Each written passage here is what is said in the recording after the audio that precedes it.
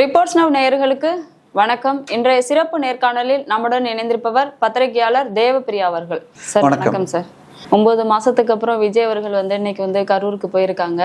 So இது ஒரு அரசியல் ஆதாயமா இல்லை மக்கள் மேல உள்ள அனுதாபமானு தெரியல. ஏன்னா போலீஸ் மேல ஒரு குற்றம் சாட்டியிருக்காங்க. என்னன்னா போலீஸ் அவர்கள் முன்னாடியே அலர்ட் பண்ணியிருக்கணும், ஒரு இன்ஸ்ட்ரக்ஷன் எங்களுக்கு கொடுக்கல, அவங்க தான் இதுக்கெல்லாம் காரணம் அப்படிங்கிற மாதிரி சொல்லியிருக்காரு. இவ்வளோ நாள் ஒரு பிரச்சார மேடையில ஸ்டாலின் அவர்களை குற்றம் சொன்னவர் இன்னைக்கு ஸ்டாலின் அவர்களை நான் எதுவுமே சொல்லலை அப்படின்னு சொல்லியிருக்காரு. அவருக்கு சப்போர்ட் பண்ற மாதிரி பேசியிருந்தாரு. அவரை பத்தி பேசல. அவர்கள் ஆணையில் போலீஸ் நடக்கலன்ற அர்த்தத்துல தான் சொன்னாரு. ஆனா அதோட இன்னொன்னு சொன்னாரு, அவங்க ஆட்சியில் இருந்த வரைக்கும் எங்கள் பேரில் தடுத்தாங்க, இப்போ கேஸ் போட்டாங்கன்னு சொல்லிட்டு எஸ்ஓபின்னா ஸ்டாண்டர்ட் ஆப்ரேட்டிங் ப்ரொசீஜரு. இவர் ஸ்டாலின் ஆப்ரேட்டிங் ப்ரொசீஜர்னாரு. இப்போ இன்னைக்கு எத்தனை பேர்மா பர்மிஷன் கொடுத்தாங்க கலந்துக்கிறதுக்கு? 5000 பேர் தானே. இதுதான் அந்த ஸ்டாண்டர்ட் ஆப்ரேட்டிங் ப்ரொசீஜர் ஹைகோர்ட்டில் சொன்னது தான். ஸோ இன்னைக்கு பேசினதும் உண்மை இல்லை. நீங்கள் சொன்ன மாதிரி இது முழுக்க முழுக்க அரசியல் என்பதில் கடைசியில் இடைத்தேர்தல் ஓட்டு போடுங்கன்னு ஓட்டு வரைக்கும் கேட்டார். ஆனாலும் ஏதோ ஒன்று கிட்டத்தட்ட 9 மாதம் கழித்து இறந்தவர்கள் அனுதாபத்திற்கு கரூருக்கு வந்தாருன்னு ஒரு ஆறுதல் படுத்தி ஒரு அனுதாபத்தினால மேடையில் நின்று பேசிட்டு இருக்காங்க சார் விஜய் சார் அவருங்க. ஆனால் கீழே உள்ளவங்கலாம் அதை அனுதாபத்தினால ஒரு துயர சம்பவமாக ஒரு நிகழ்ச்சியாக யாருமே அதை பார்க்கலையே. எல்லாருமே குதிக்கிறாங்க, டான்ஸ் ஆடுறாங்க. இல்லை, நம்ம அதை கடந்து போவோமா? நம்ம மக்களை பொறுத்த வரைக்கும் அவரை இன்னும் ஒரு சினிமா ஹீரோ நான் முதல் முறை பார்க்குறேங்கிற ஒரு ஆட்டிடியூட் தான் இருக்குது. ஏன்னா எத்தனை பேரால் உங்கள் முன்னாடி ஹீரோ இப்படி நடந்து போனால் அவரோட போட்டோ எடுக்கணும், செல்ஃபி எடுக்கணும். இல்லை, யாராக இருந்தாலும் அது வரும். ஸோ அதனால நம்ம அதை கடந்து போவோம். இதில் இன்னொரு விஷயம் பதிவு என்னன்னா, அந்த 42-41 பேர் இறந்தாலும் ஒரு சில குடும்பங்களில் 2 பேர் ஒரே குடும்பங்கிறப்ப 32 குடும்பங்கள் அவங்களுக்கு அரசு வேலைன்னு ஒன்று. அது ஒரு தனியார் நிகழ்ச்சி, ஒரு அரசியல் நிகழ்ச்சிக்கு வந்த இடத்தில் ஒரு விபத்து நடந்தது. அதுக்கு அரசாங்கம் சார்பாக அப்போ 10 லட்சம் கொடுத்துட்டாங்க. மற்ற கட்சிகள் ஒரு 5-6 லட்சம் கொடுத்தாங்க. தாவேகா சார்பில் 20 லட்சம். இதை தாண்டி தற்போதைய நிதியமைச்சர் வில்சன் அவர் ஒரு அவங்க படிப்பு செலவை ஏற்றுக்கிட்டாங்க. இதுக்கப்புறம் அரசு வேலை ஒரு வருஷத்துக்கு 10 லட்சம் பேர் படிப்பு முடிச்சுட்டு வராங்க. அவங்க எல்லாம் டிஎன்பிஎஸ்சி எக்ஸாம் எப்போ வரும், இல்லை இது சிவில் சர்வீஸ் எக்ஸாம் எழுதணும் படிக்கிறதுக்கு சென்னையில் மாத்திரம் எத்தனை கோச்சிங் சென்டர் இருக்குது, எவ்வளோ கஷ்டப்படுறாங்க. இப்படி இவங்களுக்கு கொடுக்கறது தப்பு. நல்ல வேளை கோர்ட்டுக்கு போனதில் டெம்பரரி வேலை கொடுக்கலாம், சொல்கிறவங்களுக்கும் அது டெம்பரரின்னு சொல்லி கொடுக்கணும்னு இருக்காங்க. ஏன்னா திமுக என்ன பண்ணுச்சுன்னா 67 அராஜகமாக இந்திய எதிர்ப்பு போராட்டம்னு சொல்லி பண்ணின கட்சிக்காரனுகள்லாம் பென்ஷன் கொடுக்கணும்னு மொழிப்போர் தியாகிகள்னு கொடுத்தது கிட்டத்தட்ட 2007 வரைக்கும் வழக்கு போட்டு தடுத்தாங்க. அதுக்கப்புறம் ஏதோ மாற்றி ஏன்னா காலங்கள் ஆயிடுச்சு, ரொம்ப குறைஞ்ச பேர் தான் இருப்பாங்கன்னு சொல்லி இப்போ கொடுத்துட்ருக்காங்க ரொம்ப சொற்பமான மக்களுக்கு.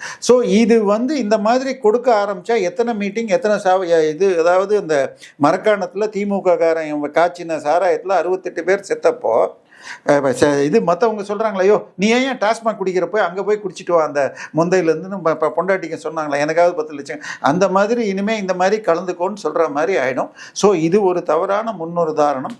பட் மற்றபடி இவர் போய் சந்திக்கிறது அவருடைய இது. பட் இதை முழுக்க பாலிடிக்ஸ் ஆக்கி வெறும் இது இவர் அனுதாபம் சொல்கிறது மாத்திரம் இருந்தால் ஒரு கல்யாண மண்டபத்தில் வச்சு அவங்கள மாத்திரம் சந்திச்சு கடைசியில முடிக்கும் போது திமுக வெளுத்து கட்டணும் கவரும் இல்ல. அதுதான் சொல்றேன், அவருடைய நோக்கம் முழுக்க அந்த 42 இறந்தவர்கள் ஃபேமிலியை பார்க்கறதாக இருந்தால் ஒரு அரசு பங்களாலேயோ இல்லை ஒரு கல்யாண மண்டபத்திலேயோ போய் பார்த்துருக்கலாம். அப்போ போலீஸ் செக்யூரிட்டி தரமாட்டாங்க, இன்னொரு சம்பவம் ஆயிடும்னு இத்தனை நாள் தள்ளி போட்டீங்க. ஆனால் இன்னைக்கு இதை பாலிடிக்ஸா யூஸ் பண்ணிக்கிட்டு தீய சக்தியோ தீஞ்ச சக்தி என்ன பேர் சொல்றீங்களோ அந்த அதுவும் ஊழலில் உச்சக்கட்டத்தில் இருக்கிற ஒருத்தரை பக்கத்தில் வச்சுக்கிட்டு இன்னைக்கு அவர் கூட வச்சுக்கிட்டு இதை இவங்களையும் இது பண்ண விஷயங்கிறது முழுக்க அரசியல் தான். பட் அரசியல் பண்ணுறதுக்கு தாம அரசியல் கட்சி, அதனால இதை கடந்துடலாம். பட் இன்னைக்கு பேசின விஷயத்தில் அவர் பல விஷயங்களை சுட்டி காட்டியிருக்கார். நான் சொன்னதெல்லாம் செய்யறதுக்கு கொஞ்சம் டைம் கொடுக்கணும். ஆனால் அதுக்குள்ளே எல்லார் பேர்லேயும் கேஸை போடுவேன்னு இருக்காரு. இந்த ஊருக்காரர் செந்தில் பாலாஜி ஓடுகிறார் அப்படின்னு ஒரு பாட்டை வேற ஒன்று பாடி காட்டினாரு. அதன் பிறகு இன்னொருத்தர் சிங்கப்பூர் போயிருக்கான்னு இருக்காங்க. அந்த எம்எல்ஏக்கள் வாங்குவதில் செந்தில் பாலாஜி அசோக்குமார் ஒரு 50 லட்சம் கொடுத்த பணம் இன்னைக்கு காலையில் பிடிபட்டிருக்கு. ஸோ இப்பொழுது நேரடியாக இந்த பணம் அதோட சிங்கப்பூர்லேருந்து ஃபோன் கால்லாம் எடுத்திருக்கோன்றாங்க, கால் ரெக்கார்ட்ஸ். இதெல்லாம் இருந்தால் கண்டிப்பாக அவர்களை வேகமாக கைது செய்து பனிஷ்மெண்ட்டையே 45 நாளில் வாங்கி தர முடியும் இன்றைக்கி இருக்கிற பிஎன்எஸ்ல. சின்ன உதாரணம் சொன்னால், அந்த இதில் தூத்துக்குடி பக்கத்தில் இருந்த அந்த ஒரு கற்பழிப்பு கேஸில் கிட்டத்தட்ட ஆல்ரெடி மரண தண்டனை வாங்கி கொடுத்தாச்சு. ஸோ வேகமாக வளர்க்க முடிக்கணும். இன்றைக்கி ஸ்டாலின் சார்னு நீங்கள் பேசுகிறீங்கள, எனக்கு மரியாதை இருக்குன்னு. அந்த ஸ்டாலின் சார் நீங்கள் போன முறை பேசினப்போ முதலமைச்சர் ஸ்டாலின் சாராக இருந்தவர் இப்போ கொளத்தூர் எம்எல்ஏ ஆயிட்டார். நீங்களும் வெறும் வழக்கு போட்டுட்டு மக்கள்கிட்ட இந்த ஷோ பண்ணீங்கன்னா நீங்களும் பெரம்பூர் எம்எல்ஏ சார் ஆக முடியும். அதனால் ஏன்னா ஸ்டாலின் சார் 1000 இடத்துல அதிமுக முன்னாள் அமைச்சர்கள் வீட்டில் ரெய்டு பண்ணிட்டு வழக்கை வீக்காக போட்ட ஒரு 4 பேர் மேத்தில் மாத்திரம் வீக்காக வழக்கு போட்டார். மீதி பேரில் வழக்கு கூட போடல. ஸோ நீங்கள் உண்மையாக அவங்க செஞ்ச தப்பு அதையெல்லாம் நான் கண்டுபிடிப்பேன். ஒரு பாலத்துக்கு டபுள் ரேட்டில் டெண்டர் போட்டாங்க, நாங்கள் கேன்சல் பண்ணோன்னு சொல்கிறீங்க. ஸோ அதையெல்லாம் வெள்ளை அறிக்கையாக கொடுத்து அவங்களுக்கு தண்டனையை வேகமாக வாங்கி தரணும். ஏன்னா இனிமேல் மாத்திரம் இல்லை, பண்ணவங்க தப்பை கண்டுபிடிக்கணும், அதுவும் முக்கியம். ஸோ இன்றைக்கி பேச்சும் அரசியலாக இருந்தாலும் அவர் அடுத்த வருகின்ற நம்ம கணக்கு சொன்னால், இப்போ நம்ம இருக்கிறது ஜூலை 10 ஜூலை 30க்குள்ள ஒரு 4-5 முன்னாள் அமைச்சர்களும், ஆகஸ்டுக்குள்ள 12 முன்னாள் அமைச்சர்கள், 4 எம்பிக்கள் மற்றும் எம்பிஸ் ஒரு 4 பேரில் முழுக்க எஃப்ஐஆர்கள் போட்டு ஒரு சில கைதுகளை செய்யணும். ஏன்னா மக்கள் தாவேகா இதை செய்யலை, 2500 கொடுக்குறேன்னாங்க, 6 சிலிண்டர், இதெல்லாம் பேசாமல் அவரை கைது பண்ணிட்டாங்களே அப்படின்னு கொண்டு போகிறோங்கிறதுக்குடைய ஒரு ட்ரெய்லராகத்தான் இன்றைக்கி இதை சுட்டி காட்டியிருக்காருன்னு பார்க்கலாம். ஸோ தெளிவாக இது பண்ணியிருக்கார். ஒன்று இந்த தீய சக்தி தீஞ்ச சக்தின்னா எதுக்காக அந்த தீஞ்ச சக்தியிலேருந்து மாற்றி உருவுறீங்க? அதுவும் ஊழலின் உச்சக்கட்டம் எனும் எம்ஆர் விஜயபாஸ்கர் கரூர், இன்னொன்று சி விஜயபாஸ்கர். போன வாரம் ஒரு 4 நாள் முன்னாடி இந்து பத்திரிகையில் ஒரு தலைப்புமா, அதாவது திரு சி விஜயபாஸ்கர் வேல்ஸ் குழுமத்தின் ஐசரி கணேஷிடம் இருந்து லஞ்சம் வாங்கிய வழக்கை ஏன் ஸ்டாலின் அரசு மூடியது, அதை பற்றி விளக்கம் கொடுங்கள்னு ஹைகோர்ட் கேட்டுச்சான். என்னோட எதையாவதுன்னா கூகுளில் தேடுவேன், படித்தது ஞாபகம் வந்துடும். ஐசரி கணேஷும் விஜய் சாருடைய அத்தை மாமா சேவியர் கூட்டம் ஒரே கம்பெனியில் டைரக்டராக இருக்காங்க. அந்த வழக்கை ஸ்டாலின் சார் மூடுறதுக்கு காரணம், ஐசரி கணேஷ் தன்னுடைய இன்னொரு நிறுவனத்தின் சொத்தை சபரீசன் டைரக்டராக இருக்கிற கம்பெனிக்கு விற்றார். ஸோ ஊழல் சக்திகளை, தீய சக்திகளை முழுமையாக வெளிக்கொண்டு வர வேண்டும். அதனால அதை நோக்கி செய்வாராங்கிறதான் பார்க்கணும். இப்போ திமுக சார்பில் தாவேகா ஆட்சி கவிழ்ந்துரும் சொன்ன தாண்டி இப்போ அதிமுக முன்னாள் தலைவர் எடப்பாடி பழனிசாமி அவர்கள் சொல்லியிருக்காரு, இவர் மக்கள் கவர்ச்சிக்காக ஓட்டு போட்டிருக்காங்க. ஸோ வருகின்ற உள்ளாட்சி தேர்தலில் நம்ம ஜெயிச்சிட்டோம் அப்படின்னா சட்டமன்ற தேர்தலில் கண்டிப்பாக ஜெயிக்கிறதுக்கு வாய்ப்பு இருக்கு அப்படின்னு சொல்லியிருந்தாரு. அதுக்கு வாய்ப்பு இருக்கா? இல்லைம்மா, இந்த தேர்தல் முடிவையே அவங்க புரிஞ்சிக்கவே இல்லை. இந்த தேர்தல் திமுக நாங்கள் 200க்கு மேலே தான் எங்கள் கவுண்டே ஸ்டார்ட் ஆகும்னு சொன்னதில் கடைசியில் 59 நின்று இருக்கு. அந்த 59 சீட்டு ஜெயிச்சதில் ஒரு 6 சீட்டு மற்ற கட்சிக்காரங்க உதயசூரனில் ஜெயிச்சது.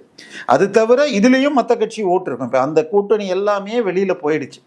இப்போ அவங்க கூட்டணியாக 27% வாங்கினதில் 7% மற்றவங்களுதுன்னு எடுத்தால் இப்போ 20க்கு கீழே போயிடுச்சு திமுக. அதிமுக கூட்டணியாக வாங்கினதே 23 தான். ஸோ அதில் கூட்டணி கட்சிகளை கழிச்சிங்கன்னா 20 கீழே. 2 திமுக அதிமுக 2உடைய கூட்டும் சேர்ந்து 40க்கு கீழே போயிடுச்சு. இன்னொன்று அடிப்பாங்க, காங்கிரஸுக்கோ பாஜகவுக்கோ கொடுத்தீங்கன்னா அந்த சீட்டில் உதயசூரியன் இருந்தால் ஜெயிக்கலாம் அப்படிம்பாங்க. ஆனால் 175 சீட்டுக்கு மேலே அதிமுகவும் திமுகவும் அவங்க சிம்பலில் நின்று அதிமுக 121 தொகுதிகளில் 3ஆம் இடத்துக்கு போச்சு. 36 இடங்களில் உங்களுக்கு டெபாசிட் போச்சு. ஸோ இதுக்கு மேலே அதிமுக எழுந்துக்க முடியுமா? அதிமுக இவர் சினிமா கவர்ச்சின்னு சொன்னால், திமுக முதல் முறை 67 வெற்றி பெற்றதே அண்ணா எம்ஜிஆருடைய திரை கவர்ச்சி தான் மெயின். அண்ணாதுரையோடு இவர் ராஜாஜி வச்ச கூட்டணி ஒரு காரணம். அதை விட அந்த முறை எம்ஜிஆர் 10 லட்ச ரூபா கலெக்ட் பண்ணி தரேன்னு சொல்லியிருந்தாராம். ஆனால் அதை கொடுக்க முடியாமல் அவர் அப்போ சுடப்பட்டார். ஸோ அப்போ ஏதோ பார்க்க வந்தப்போ சொல்லி அனுப்பிச்சாராம், 10 லட்ச ரூபா நான் வாங்கி தரேன்னு சொல்லியிருந்தேன், நீ வசூல் பண்ணி தரேன்னு முடியலன்னாராம். அதுக்கு அண்ணாதுரை சொன்னது, அவர் 10 லட்சம் அவர் கொடுக்க வேண்டாம், நான் வசூல் பண்ணிப்பேன், அவர் முகத்தை காட்டினால் எனக்கு 13 லட்சம் ஓட்டு வரும்னாராம். ஸோ எம்ஜிஆருடைய கவர்ச்சி தான் 67 வென்றது, 71 வென்றது. 72 எம்ஜிஆர் பிரிஞ்சதுக்கு பிறகு 2026 வரைக்கும் மக்கள் தேர்தலை எப்படி பார்த்தாங்க தமிழ்நாட்டில்னா, கருணாநிதிக்கு திமுக தோக்கடிக்கணும், யார் ஆல்டர்னேட், இதைத்தான் பார்த்தாங்க. ஐ மீன் தீய சக்தின்னு இவர் சொல்றதுக்கு முன்னாடி எம்ஜிஆர் சொன்னது இவங்க மனசுல பதிந்துச்சு. எப்பெல்லாம் அதிமுக வேண்டாம், அவங்களும் மோசம் அப்படிங்கிறப்ப மட்டுமே தான் திமுக வந்திருக்கு. 2021 தான் 4 வருஷம் எதிர்கட்சியாக ஸ்டாலின் நல்லா செஞ்சார், அவருக்கு வாய்ப்பு கொடுப்போம்னாங்க. ஆனால் ஆட்சிக்கு வந்து செஞ்சதை பார்த்துட்டு இன்னைக்கு தீர்ப்பு கொடுத்துட்டாங்க. 2006, 11 கருணாநிதி ஆட்சியை பார்த்து 10 வருஷம் எதிர்கட்சியாக உட்கார்ந்து வச்சாங்க. இந்த முறை அவங்க திருப்பி எழுந்துக்கவே முடியாது. பட் அதை எடுக்க வேண்டிய இடத்துல இருக்கிற பிஜேபி அவங்க தவேகாவோட போட்டி போடுறதை விட அண்ணாமலை குறை சொல்லிட்டு இருக்காங்க. அதை தாண்டிட்டு அவங்க செஞ்சதை சொன்னாங்கன்னா மாறும். சரி, ஒண்ணு தாவேகா தனியாக 35% வாங்குச்சு. திமுக மேலையும் அதிமுக மேலையும் உள்ள வெறுப்பு அரசியல் தான் தாவேகாக்கு போயிருக்கு, அந்த ஓட்டு தான் தாவேகாக்கு போயிருக்காப்போ. ஏமா கண்டிப்பாக ஆல்டர்னேட் யாருன்னு பார்த்தாங்க. அதாவது இந்த எலெக்ஷன் திமுக வேண்டாம் அப்படிங்கிறப்ப நார்மலா அதிமுகவுக்கு போகும், இவரை மாற்றாக பார்த்துட்டாங்க. ஆனால் இதுல திமுக இந்த 20% ஓட்டை வாங்கிறதுக்கு செலவு பண்ணது 15,000 கோடி. அந்த 15,000 கோடியை முக்கியமாக கொடுத்த ஏடிஎம்கள், எனி டைம் மணி கவுண்டர்னு இருக்கிற முக்கியமான 4 அமைச்சர்களில் 3 அமைச்சர்கள் ஆல்ரெடி மிகப்பெரிய வழக்குகளை செஞ்சுட்டு இருக்காங்க. ஐ மீன் KN நேரு, செந்தில் பாலாஜி, இப்போ ஏவவேலு வந்தாச்சு, மூர்த்தி ஒருத்தர் தான் பாக்கி இருக்கார். அதை தாண்டி இன்னொருத்தர் யாருன்னு பார்த்தா ஜெகத் ரட்சகன். அவர் என்ன பண்ணிட்டாரு, தன்னுடைய மகனை தாவேகாக்கு அனுப்பிச்சிட்டாரு. அவர் ரொம்ப சின்ன மனுஷர்மா. நமக்கெல்லாம் நீங்கள் இது உங்களுக்கு எந்த ஊர் சொன்னீங்க? புதுக்கோட்டை பக்கத்தில் இது கட்டுறாங்க தெரியுமா? நம்ம 9 லட்சம் டன்னுக்கு மிகப்பெரிய ஒரு இது நாகப்பட்டினத்துக்கிட்ட கட்டுறாங்க. இது CPCL கட்டிட்டு இருக்காங்க, சென்னை பெட்ரோலியம். சரியா? இவர் 26,000 கோடிக்கு ஸ்ரீலங்காவில் ஒரு MRL மெட்ராஸ் ரிஃபைனரி மாதிரி ஒன்று கட்டுறதுக்கு சிங்கப்பூருக்கு ஹவாலா போய் ஒரு 900 கோடி ஃபைனு போட்டாங்க. இடி இந்தியாவிலே பிக்கெஸ்ட் சிங்கிள் ஃபைனு போட்டது ஜெகத் ரட்சகன். அவர் பார்த்தாரு திமுகவில் இனி எதிர்காலம் கிடையாது, தம் பையன் சந்தீப் ஆனந்த அங்கே அனுப்பிச்சிருக்காரு. நமக்கு வருகின்ற தகவல்கள் ஏவவேலுவின் மகன் கம்பன் வரும் அடுத்த சனிக்கிழமை அவரும் தவிகால இணைகிறாங்கன்னு.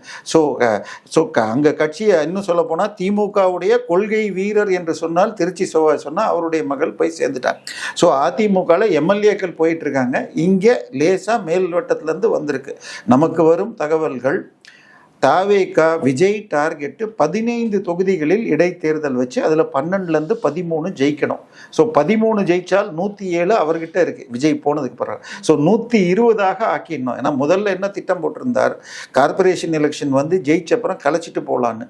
ஆனால் சில ஜோசியர்கள் உங்களுக்கு இனிமேல் இப்போ எலெக்ஷன் ஜெயிக்கிறது கஷ்டம்னு உடனே 120. ஸோ அடுத்த ஒரு 10 நாட்களுக்குள் அதிமுகவில் ஒரு 4 பேரும் திமுகலேருந்து 4 பேரும் திமுகலேருந்து போகிறதுக்கு வாய்ப்பு இருக்கு. MLAவை ராஜினாமா செய்துவிட்டு சபாநாயகரை சந்தித்து லெட்டர் கொடுத்துட்டு போகிறதுக்கு மிகப்பெரிய வாய்ப்புகள் இருக்கிறது. அதிமுகவில் அந்த மீட்டிங்க்கு முதல் நாள் 2 பேர் வரல, நேத்திக்கு 2 பேர் வரல அப்படின்னு வந்திருக்கு. ஸோ இவையெல்லாம் இண்டிகேஷன் கொடுத்துட்டு தான் இருக்குது. ஸோ தாவேகா அந்த லைனில் போகிறாங்க. அது குதிரை பேரன்னா குதிரை பேரம் தான். பட் அதுக்கு பதிலாக அவங்க பாஷையில் மக்கள் எனக்கு இந்த மாதிரி கொடுத்துட்டாங்க, இந்த ஆட்சியை காப்பாற்றுறதுக்கு அவங்க வராங்கன்னு சொல்லிக்கலாம். பட் இந்த பக்கம் இன்னைக்கு திமுக சைட்லேருந்து பணம் கொடுத்த ஆதாரங்கள் கிளம்பிட்டு இருக்கு. இதை நிரூபித்து தண்டனை வாங்கி தரணும். இப்போ வந்து தாவேக சார்பில் வந்து பல்வேறு திட்டங்கள் வந்து பேர் மாற்றம் பண்ணிக்கிட்டு இருக்காங்க. முன்னாடி வந்து நான் முதல்வர் திட்டமா இருக்கட்டும், இப்போ வந்து மகளிர் விடியல் பயணத்தை மகளிர் பயணமா மாத்திருக்காங்க. போக்குவரத்து துறை அமைச்சர் கூட சொன்னதுக்கு அது மகளிர் பயணம் தான் அப்படின்னு சொல்றாங்க. ஏன் இந்த மாதிரி ஒரு செயலில் வந்து ஈடுபட்டு இருக்காங்க? இல்ல, இதெல்லாம் சரியான பெயர்கள் தான், அதுல ஒன்றும் பெரிய தப்பு இல்லை. விடியல்ங்கிறதுக்கு அர்த்தமே இல்லை. விடியல்னா என்ன அர்த்தம்? அது ஃப்ரீயா கொடுக்கறதுக்கு பேர் விடியலா?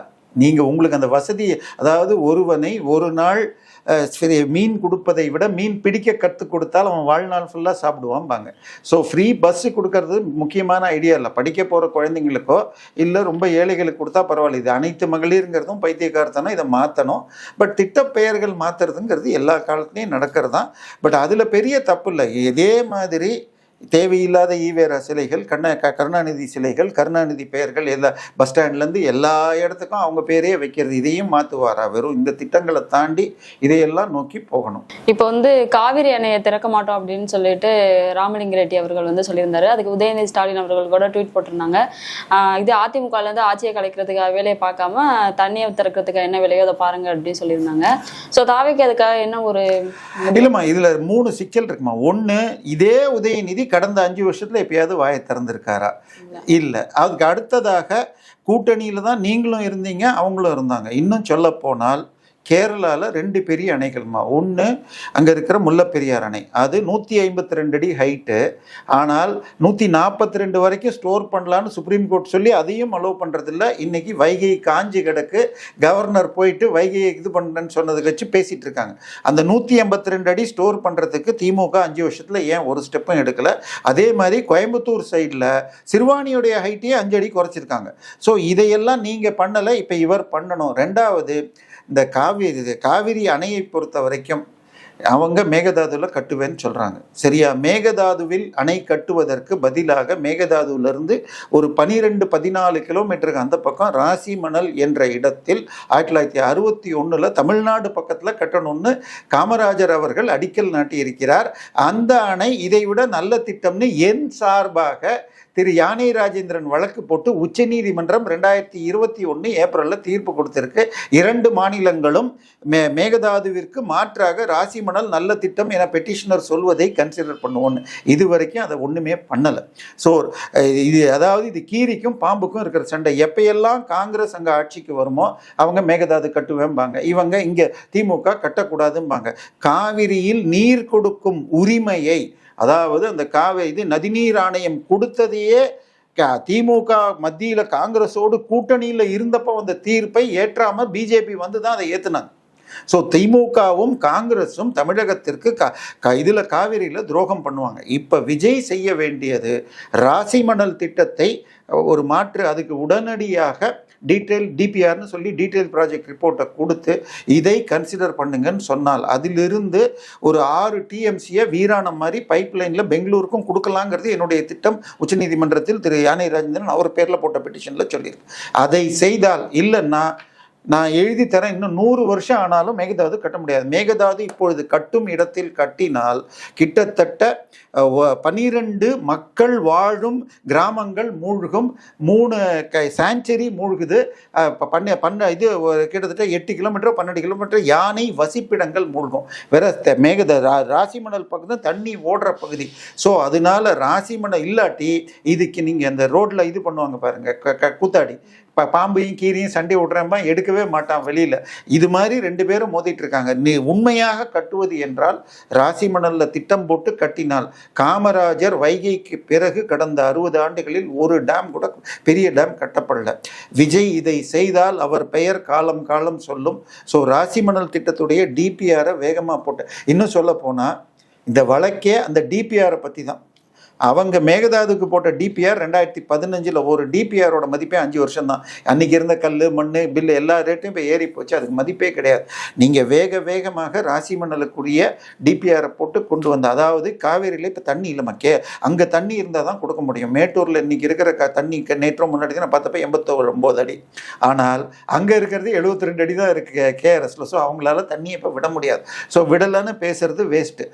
ஆனால் தண்ணி அதிகமாக வர்றப்ப ஸ்டோர் பண்ணுறதுக்கு தான் ராசிமணல் அணை. ஸோ அங்கே நீங்கள் மேட்டூரில் எவ்வளோ ஸ்டோர் பண்ணுறீங்களோ அதை விட அதிகமாகவே ராசிமணலில் ஸ்டோர் பண்ண முடியும்.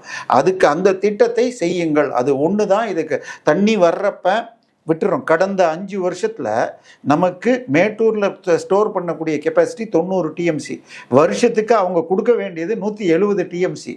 அப்போ மீதி 80 வெளியில் தான் போகும். கடந்த 5 வருஷத்தில் விட்டது 1000 டிஎம்சி, வருஷத்துக்கு ஒரு 80 டிஎம்சிலேருந்து 125 டிஎம்சி வரைக்கும் ராசிமணலில் வைக்க முடியுங்கிறது என் திட்டம். ஸோ இது முழுக்க அரசியலுக்காக கழக்கூத்தாடி வேலையை பண்ணுறாங்க.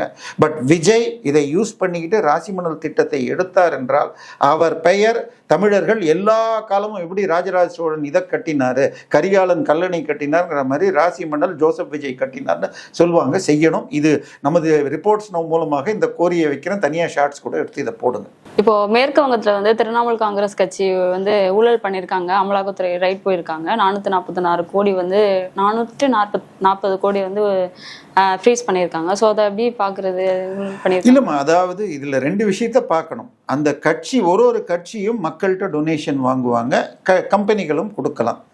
இன்னைக்கு தேர்தல் பத்திரம்னு ஒன்றுக்கு ஒரு 2 வருஷத்துக்கு முன்னாடி பிஜேபி தான் எல்லாத்தையும் வாங்குதுன்னாங்க. அதன் பிறகு சுப்ரீம் கோர்ட் சொல்ல தேர்தல் பத்திரத்தில் மிக அதிகமாக பணத்தை கொடுத்தது திரு லாட்டரி மார்டின். அவர் மட்டுமே 1400 கோடி ரூபாய் தேர்தல் பத்திரம் வழியாக கட்சிகளுக்கு கொடுத்தார். அதில் நம்பர் 1 திரிணாமுல் காங்கிரஸ் 539 கோடி, நம்பர் 2 திமுக 509 கோடி, 3வது ஆந்திராவின் ஜெகன்மோகன் ரெட்டிக்கு 150 கோடி, பிஜேபிக்கு 100, காங்கிரஸுக்கு 50. நான் சொல்றது பெருமளவில் ஞாபகத்தில்.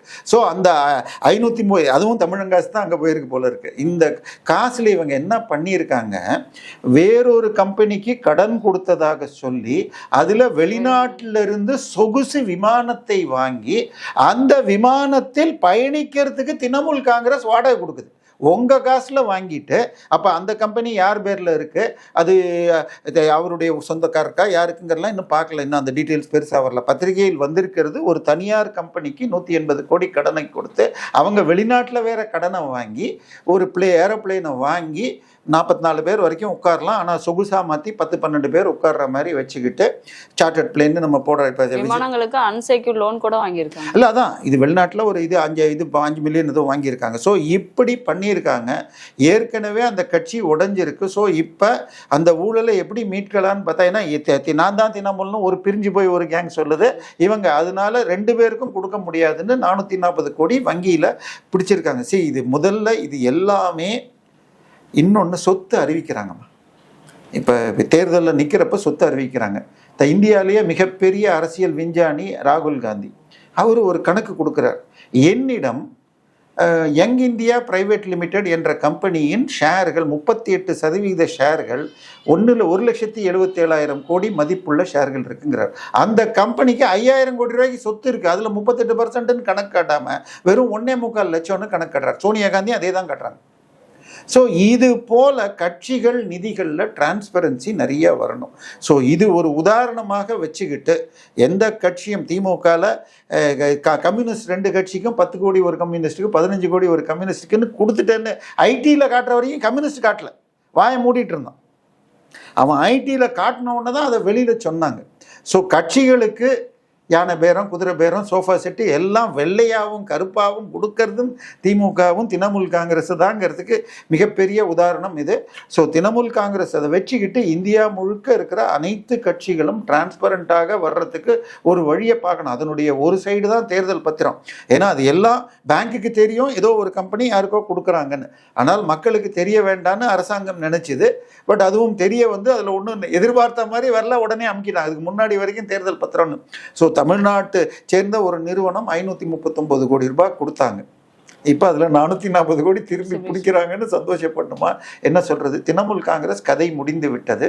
ஸோ அதில் இந்த பணம் என்ன ஆகுதுன்னு பார்க்கணும். இது முழுக்க வெளியில் வந்தால் ஏற்கனவே அந்த கட்சி 26,000 டீச்சர்ஸுக்கு லஞ்சம் வாங்கி வேலை கொடுத்தாங்கன்னு அவங்க டிஸ்மிஸ் ஆகிருக்காங்க. அது தவிர இது ஆட்சியை திருப்பி பிடிக்கிறதுக்காக ஐபேக்கோட ஊழல் செய்தார்கள், அவங்க நிலக்கரி கம்பெனிக்கிட்டேருந்து லஞ்சம் வாங்கினாங்கன்னு ஆதாரத்தோட இடி வழக்குகள் இருக்குது. ஸோ மாநில கட்சிகள் என்றாலே குடும்ப கட்சிகள் ஊழல் செஞ்சால் திருப்பி மக்களுக்கு இலவசம் கொடுத்து தப்பிச்சிக்கலாம். இல்லாட்டி ஜாதி மதத்தை தூண்டி விட்டு சிறுபான்மை ஜாதியினர் அவங்களுக்கு நாங்கள் மதத்துக்கு சாதகமாக இருந்துக்கிட்டு ஏமாற்றி செய்யலான்னு போட்ட திட்டம் இந்த முறை உடைஞ்சதுனால இதெல்லாம் வெளியில் வருது. இல்லைன்னா இது எதுவுமே வராது. ஸோ இது ஒரு நல்ல தொடக்கம். பல்வேறு கருத்துக்களை பகிர்ந்தமைக்கு நன்றி.